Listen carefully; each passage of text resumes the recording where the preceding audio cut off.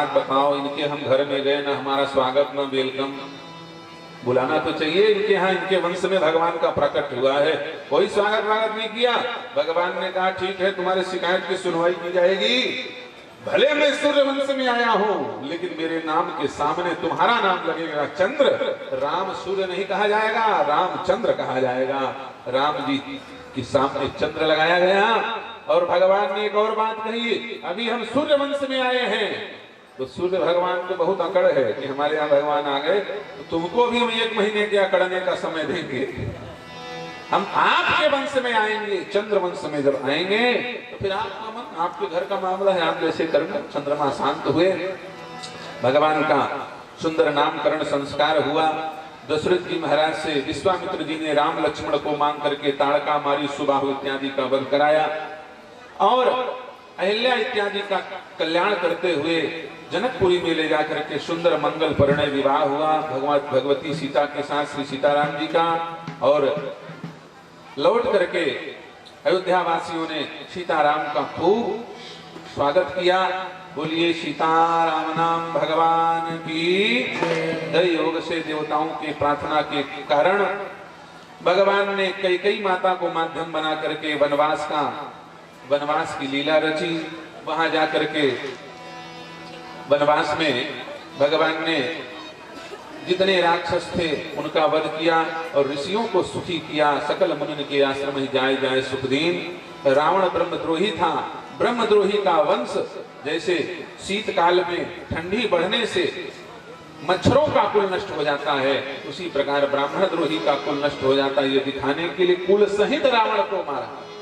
भगवान ने संकल्प लिया था, सीता हरण तात जन कहो पिता सन जाए, जो मैं राम तो कुल सहित कहिए दशानन आए।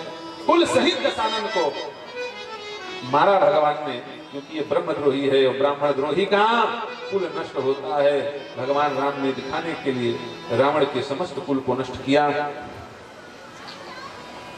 और लौट करके अयोध्या वापिस आए। अयोध्या में आकर के भगवान ने राज सिंहासन को स्वीकार किया और राम राज्य की स्थापना हुई। दैहिक दैविक भौतिक तापा राम राज नहीं कहू व्यापा, नहीं दरिद्र को दुखी न दीना, नहीं को अबुधन लक्षण हीना। ये राम राज्य की स्थिति मांगे बारिश देहि जल रामचंद्र के राम। सब नर करें परस्पर प्रीति, चले स्वधर्म विरत श्रुति नीति। सबके सब शास्त्र सिद्धांत के अनुसार अपना जीवन जीते हैं। मनमुखी विचारधारा नहीं चलती है, उल्टा पुल्टा जो मन में आया अटर सटर करने लग जाओ। सबके सब वैदिक सत्य सनातन धर्म का परिपालन करने वाले हैं। ऐसे भगवान श्री राम ने कालांतर में बहुत यज्ञ किए और यज्ञ करने के पश्चात लीला का संवरण किया। और इनके बड़े श्रेष्ठ 2 पुत्र हुए, लव और कुश। गोस्वामी तुलसीदास जी ने लिखा है, चारों भाइयों के 2 पुत्र हुए। दुई सुत सुंदर सीता जाए, लव कुश वेद पुराणन गाए। दुई दुई सुत सब भ्रातन केरे, भयो रूप गुणशील घनेरे। श्री सीता मैया के द्वारा लव और कुश श्री लक्ष्मण जी के पुत्र 2 हुए, उनका नाम है अंगद और चित्रकेतु। इसके बाद श्री भरत जी महाराज के 2 पुत्र हैं, तक्ष और पुष्कल। श्री शत्रुघ्न जी महाराज के 2 पुत्र हैं, सुबाहु और श्रुति सेन। इस प्रकार राम जी का वंश आगे चला और अंततः श्री पुरु महाराज हुए और वो जाकर के नैष्ठिक ब्रह्मचर्य का संकल्प लेकर के सूर्यवंश को भविष्य में सतयुग आने पर पुनः प्रारंभ करने के लिए कलाप गांव में नैष्ठिक ब्रह्मचर्य का संकल्प लेकर के काल को जीत करके वहां पर विराजे हुए हैं। जब यह कलयुग समाप्त हो जाएगा तो सतयुग में फिर से सूर्यवंश के रघुवंश को, सूर्यवंश को, इक्ष्वाकु वंश को प्रारंभ करने के लिए वो मनुष्य रूप में विराजमान होंगे और भगवान श्री राम का वंश आगे बढ़ेगा। बोलिए श्री सीताराम नाम भगवान की जय। अब श्री परीक्षित जी महाराज बड़े ललायित हैं, जैसे आप लोग सब ललायित हो। जो चीज सुनना है वो नहीं सुना रहे हैं और सबको सुना डाले। तो क्या बताएं, इतनी तेज तो दुरंतो एक्सप्रेस भी नहीं चलती होगी। कितनी सारी कथाओं को हम खा गए। आप लोग तो 4-5 रोटी खा के आए, कम से कम 20 कथा खा गए। 4-5 रोटी खा के थोड़ा बहुत चावल खा के आते होंगे आप लोग। माने उन कथाओं को आपको बताया नहीं, आपको लगा ही नहीं होगा कि ये कथा छूट गई। सबको बैलेंस करके चलना पड़ रहा है, क्योंकि आज विलंब से कथा, कल सही समय से कथा चलेगी और ठीक 5, 5:30, 5:15 बजे आरती हो जाएगी। जो नियम है कल से उसका परिपालन किया जाएगा। श्री परीक्षित जी महाराज ने पूछा, महाराज अब मुझे उनकी चर्चा सुना दो जिनकी मैं सुनने के लिए बचपन से लालायित हूं, जिनको देखने के लिए जब से इस संसार में मैं आया हूं लालायित हूं, उनकी चर्चा सुना दो। इसकी देखो इतनी घबराहट है इनके अंदर कि क्रम उलट के रख दिया। क्वथितो वंश विस्तारो भवता सोम सूर्यो। घबराहट में क्रम बदल जाता है। क्यों?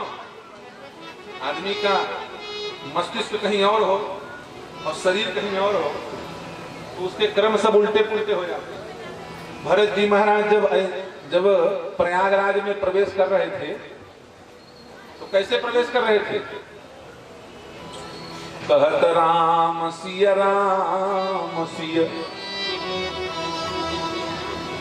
कहत राम सिया राम सिया, दीन प्रवेश प्रयागराज में भरत जी महाराज क्रम भूल गए। सीताराम सीताराम सीताराम, राम सीता राम सीता राम सीता करने लगे। अच्छा सच बताओ, आप लोग राम सीता कहते हो कि सीताराम कहते हो? राम सीता कहते हैं। क्यों? शरीर प्रयाग में था लेकिन मन तो चित्रकूट पहुंच गया था भगवान के चरणों।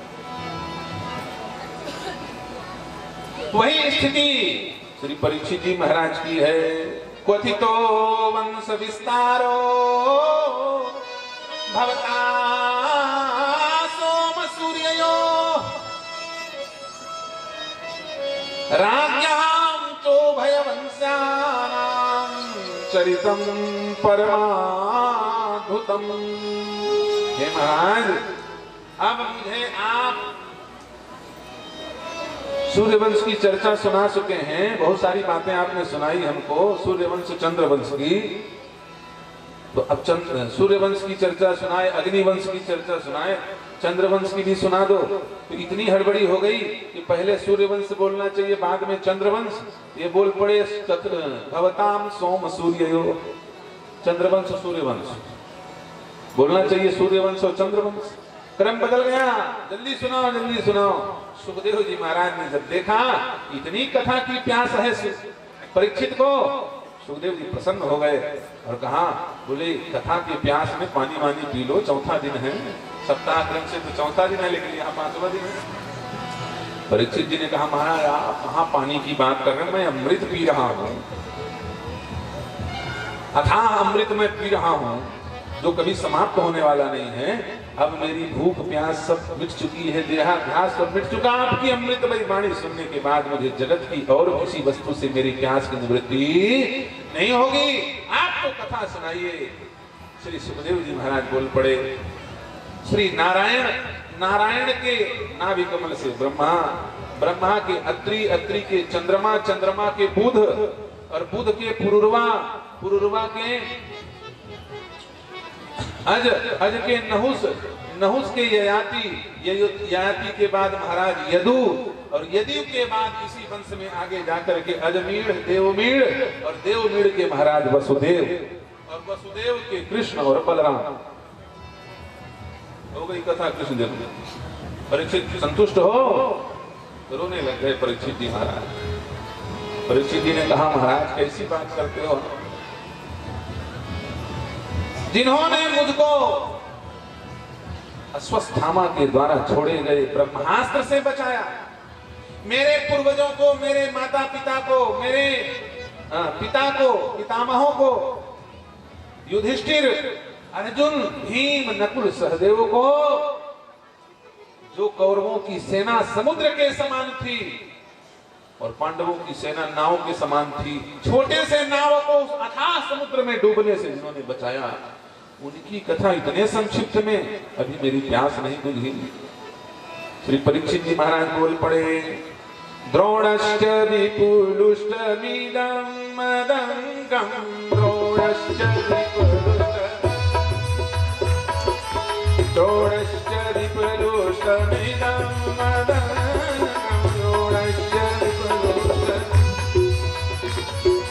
संतानबीजं कुरु पाण्डवानां संतानबीजं द्रोणस्य विपरुषमिदं मदङ्गं द्रोणस्य विपरुष संतानबीजं कुरु पाण्डवानां संतानबीजं कुरु पाण्डव जुगोपकुक्षीगत आदचन्द्रो जुगोपकुक्षीगत आदचन्द्रो आदुच्यमेजः शरणं गताया आदुच्यमेजः शरणं गताया द्रोणस्य विपलुष्टमिदं मदङ्गं द्रोणस्य विपलुष्ट। मेरी माँ आर्त होकर के जगतपति के चरण में जाकर के प्रार्थना करके गर्भ में मेरे प्राण को बचाया था मेरी माँ ने, और जिस भगवान ने अंगुष्ठ का परिमाण स्वरूप धारण करके मेरी माँ के गर्भ के अंदर प्रवेश करके मेरी रक्षा की, एक प्रकार से वो मेरे भाई भी हैं, क्योंकि मेरी माँ के गर्भ में मेरा भी वास था और भगवान भी। देखो धन्य है ये भारत की नारी, किसी ने भक्त को जन्म दिया, किसी ने भगवान को जन्म दिया, और किसी ने भक्त और भगवान दोनों को अपने गर्भ में वास दिया। ये उत्तरा जैसी माँ है जिसके गर्भ में भगवान और भक्त दोनों एक साथ वास, साधारण माँ है। इनकी कथा मुझे विस्तार पूर्वक सुनाइए। तो सुखदेव जी महाराज सुनाने लगे। मथुरा के क्रूर शासक कंस की एक परम प्रिय बहन थी देवकी। दुष्ट हृदय होने के कारण कंस का हृदय और कंस की मानसिकता कभी निश्चित दिशा में नहीं चलती थी। दुष्ट लोगों का दिमाग कभी एक दिशा में नहीं चलता, वो चौतरफा भागता। वो अचानक रुष्ट हो जाते हैं, अचानक प्रसन्न हो जाते हैं। दिखावा बहुत करते हैं दुष्ट लोग, महाराज सब आप ही का है, महाराज सब आप ही का है। और थोड़ा कहे तो साइकिल दे दो, बस स्टैंड तक घूमते हैं, बोले महाराज सब आपका है लेकिन साइकिल हमारे साले का, साइकिल हमारे साले का है, ले। तो दिखावा किया। जब बहन का विवाह हो गया, विदा होने लगी, तो रथ का सारथी खुद बन करके छोड़ने जाने लगा। उसी समय आकाशवाणी से देवताओं ने कहा, अरे मूर्ख, तू ये क्या कर रहा है? जिस बहन को तू छोड़ने जा रहा है, विदा करने जा रहा है, इसी का 8वां गर्भ तेरी क्या करेगा?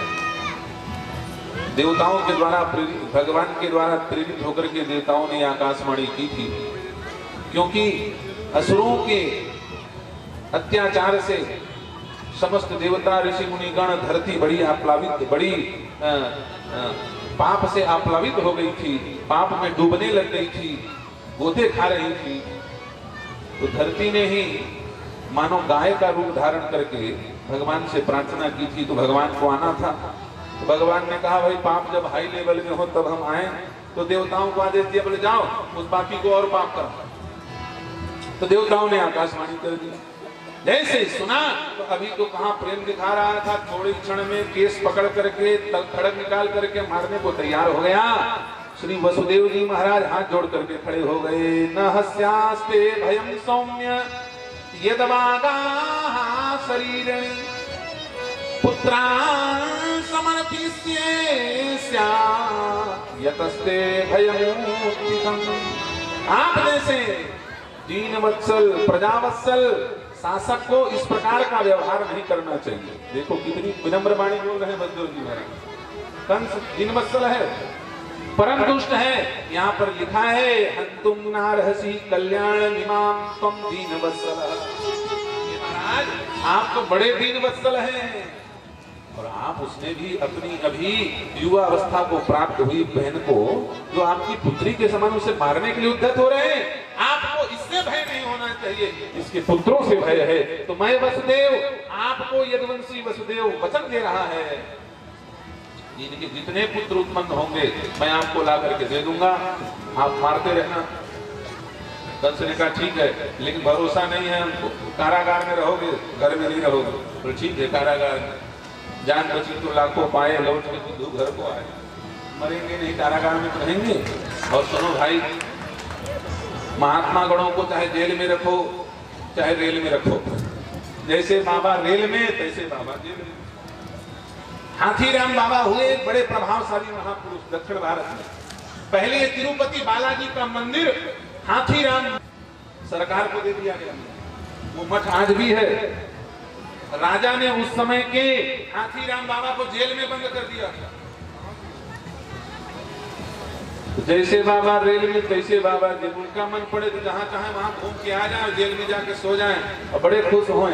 कहें बोले बहुत अच्छी व्यवस्था की है, पानी पीते थे, कम से कम राजा ने जेल में रखा और जेल बंद रहे, वो जब मन पड़े घूम के चले आए। काशी में एक तैलंग स्वामी हुए, तैलंग बाबा, अंग्रेजों के समय की बात है। उनको खूब कारागार में बंद कर दिया गया, 4 गेट के अंदर। उनको गर्मी लगी तो बढ़िया नंग धड़ंग तो रहते थे, अंग्रेजों ने कहा नंगा धड़ंगा घूमता, जेल में डालो इसको। तो बाबा को खुले रहने वाले जेल के अंदर गर्मी लगी तो घूमते हुए जेल के लाकर सब बंधे हुए हैं, दरवाजे लगे हुए, खोल के बाहर गंगा जी किनारे बैठ गए। जेलर को सस्पेंड कर दिया गया, कैदी बाहर निकल गया, बेवकूफ तुम बैठे बैठे सिगरेट पी रहे हो। जेलर ने कहा महाराज ताले बंद हैं, जज साहब देख लो ये बाबा कहां से निकल गए। जब जज पहुंचा तो जज ने देखा ताला बंद है और तैलंग स्वामी बिना गेट खोले सीधे सीधे अंदर जाकर के सो गए। और जज को कहा खूब आशीर्वाद बच्चा, बहुत बढ़िया, पानी बरसात में भीगते थे, अच्छी व्यवस्था है, आशीर्वाद तुम्हारा। जज गिर गया चरण में और लिख करके दिया, बोले इन महात्मा को स्वच्छंद गति करने का अधिकार है भैया, इनको कहीं पर बंधन में नहीं रखा जा सकता, हम कैसे बंधन में रखें। तो महात्मा ने विचार किया, वसुदेव जी महात्मा ही तो हैं, जिनके यहाँ परमात्मा है, वो साधारण है क्या। उन्होंने सोचा चाहे जैसा सुखी तो रहेंगे, भगवान हमारे यहाँ आने वाले हैं। चले गए जेल में। समय व्यतीत होता गया, पहला पुत्र उत्पन्न हुआ, मारने के लिए उद्यत हुआ, लेकिन हृदय प्रसिद्ध गया। नारद जी महाराज आए, उल्टा पुल्टा चक्र चला के चले गए, बोले मारो नहीं तो तुम मरोगे। डर के मारे पटक के मार दिया। एक बार जो पाप करता है वो पाप करता चला जाता है। दूसरा बच्चा आया मार दिया, तीसरा बच्चा आया मार दिया, चौथा आया मार दिया, मारते गए, पत्थर पर उठा उठा करके पटकते चला गया। कई लोग कहते हैं कंस बड़ा क्रूर है, लेकिन मैं ये बात कहता हूं कि द्वापर का कंस उतना क्रूर नहीं था जितना कि कलयुग के कंस क्रूर हैं। अभी जो कंस हैं वो द्वापर के कंस से ज्यादा क्रूर है। आप कहोगे कैसे? तो एक बात सुन लो, कंस ने यदि चाहता कंस तो देवकी के गर्भ को ही नष्ट कर देता, लेकिन उसने गर्भ में पल रहे शिशु को, भ्रूण को नहीं मारा। जब वो पैदा हो गया तब मारा। इसका मतलब कंस भी भ्रूण हत्या के महापाप से डरता था। और आज जो कंस हैं दुनिया भर की गोली दवाई खा खा करके बच्चे मार रहे हैं पेट में, ये कितने बड़े पापी होंगे। एक शिक्षा समाज को लेनी चाहिए, पापियों से भी शिक्षा ली जा सकती है। मारीच से भी शिक्षा ले सकते हो आप। मारीच को बहुत छली कहते हैं, लोग कपट कहते हैं, लेकिन मारीच से भी शिक्षा ले सकते हो, रावण से भी शिक्षा ले सकते हो। अब कैसे ले सकते हो बताने का समय नहीं है। अच्छे गुण को स्वीकार किया जा सकता है चाहे जहां से मिले। सातवें गर्भ के रूप में स्वयं भगवान शेष का अवतरण हुआ। भगवान ने योग माया को बुलाया और कहा, हे देवी, माता देवकी के गर्भ में हमारे भैया श्री शेष जी का वास है, उनका संकर्षण करके रोहिणी के गर्भ में ले जाकर के इनको स्थापित कर दो। संकर्षण करने के कारण इनका नाम भविष्य में संकर्षण भगवान पड़ेगा और शेषा अवतार होंगे। कंस को लगा सातवां गर्भ डर के मारे पतित हो गया, पतन हो गया। आठवें गर्भ के रूप में स्वयं भगवान आए। उधर माता रोहिणी के गर्भ में श्री शेषनाग बलभद्र जी महाराज शेषावतार विराजमान हैं और इधर यशोदा मैया के गर्भ में योग माया विराजमान है। गर्भ में भगवान आए, अब खूब आनंद होने लगा। देवतागण आकाश में प्रकट होकर के भगवान की गर्भ स्तुति कर रहे हैं। सत्य प्रथम सत्य परम त्रिसत्यम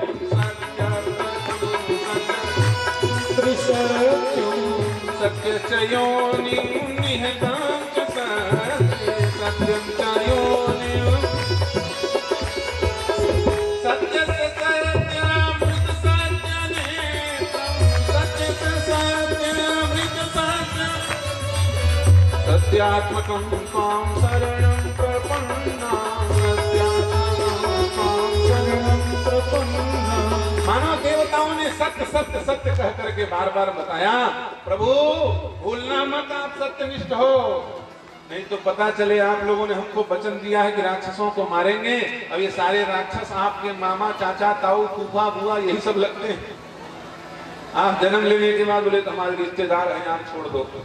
भ्रष्टाचार के आरोप में कोई मंत्री का रिश्तेदार फंस जाए तो उसको दया आ जाती, छोड़ दो भाई छोड़ दो। तो बोले आप राजा हो, अब आप इस प्रकार का व्यवहार ना कर देना। भगवान ने कहा तुम लोग जाओ, हल्ला मत मचाओ। मध्यरात्रि का समय आया, भादो की अष्टमी तिथि कृष्ण पक्ष है। मध्यरात्रि के समय भगवान श्री कृष्ण के प्रकट होने का अवसर आ गया है। धरती प्रसन्न है, वायु प्रसन्न है, नदियां प्रसन्न है, ऋषियों का मन प्रसन्न है। अथ सर्व गुणोपेतः कालः परम शोभनः यर्होवा जन्म रक्षम शांतग्रहतारकम। आकाश में सुंदर चांदनी निकली हुई है। बताओ भला किसी ने कृष्ण पक्ष में पूर्ण चंद्रमा को देखा? चंद्रमा पूर्ण आकृति में प्रकट हो रहा है। मानो चंद्रमा ने कहा, भगवान ने वचन दिया था कि हमारे वंश में आए, आज आ गए तो पूरा आंख खोल के मानो चंद्रमा अपने लाला को, अपने वंश में अवतरित होने वाले कृष्ण कन्हैया को देख रहे हैं। अष्टमी तिथि को कभी पूर्ण चंद्र दिखता है? अष्टमी तिथि को मध्यरात्रि में पूर्ण चंद्र के रूप में भगवान चंद्रदेव स्वयं भगवान श्री कृष्ण को देख रहे हैं। दिशाएं प्रसन्न है, दिशः सर्व दिशः प्रसेदुर गगनम निर्मलो गणोदयम महिम मंगल भूयिष्ठ पुरगाम प्रजारका। ब्रज के छोटे छोटे गांव ये सब मानो महालक्ष्मी के क्रीड़ा स्थल बने हुए हैं। किसी को चलते हुए हीरा मिल रहा है, किसी को मोतियों की लड़ी मिल रही है, किसी को स्वर्ण आभूषण मिल रहे हैं। रमा किरणन भो नृपा, धरती में स्वयं भगवती रमा विलास कर रही है ब्रज क्षेत्र में। नद्यः प्रसन्न सलिला, नदियां प्रसन्न है। क्यों? बोले आज हमारे बहन की पति बांध के पति देव आ रहे हैं। कौन है बहन? नदियों की बहन यमुना जी, नदी की बहन है। यमुना जी के कारण जितनी नदियां सब प्रसन्न हो रही हैं। बोले भाई नदी की बहन है, बहन बहन की बहन कहलाएगी ना। तो ये हमारे यमुना जी के पतिदेव हैं, तो हमारे जीजा जी आने वाले हैं। तो मानो जितनी नदियां हैं, केवल यमुना जी नहीं, यमुना जी तो पसंद नहीं है, संकोच कर रही कालिंदी जी, क्योंकि कालिया दमन करने वाले उनके प्राणनाथ आ रहे। मानो सारी नदियां धरती की सब प्रसन्न होकर के भगवान की प्रतीक्षा कर रही हैं।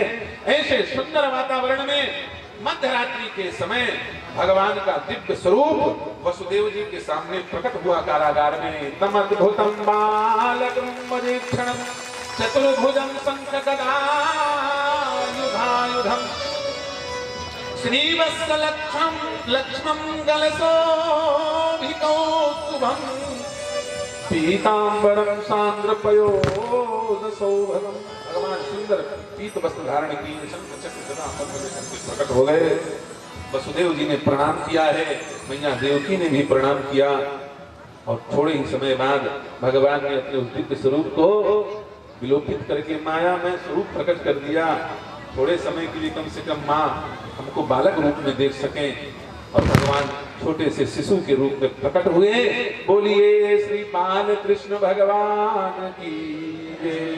जैसे ही भगवान प्रकट हुए तो यशोदा में श्री नंद बाबा श्री वसुदेव जी महाराज के हाथ में बड़ी हुई बेड़ियां खुल गई। देवकी मैया की बेड़ियां खुल गई। सारे ताले खुल गए कारागार के, जितने राक्षस थे सब सो गए, सारे बंधन खुल गए। परमात्मा जिसको मिल जाए भला उसका कोई बंधन रह सकता है? भगवान ने कहा जल्दी करो, यहाँ नाच गाना नहीं होना है। और समय ज्यादा हो गया, हम 5:30 बोले थे, 6:10 हो गया। ये बिचारी माताएं बार बार पीछे की तरफ देख रही हैं, ऐसा मौका है, न भग पा रहे हैं न रुक पा रहे हैं, क्या करें? सबको भोजन प्रसादी बनाना है, किसी को घर में जाकर के खाना बनाना है, भोजन तैयारी करना है, प्रसादी की व्यवस्था बनानी है, जल्दी ले चलो।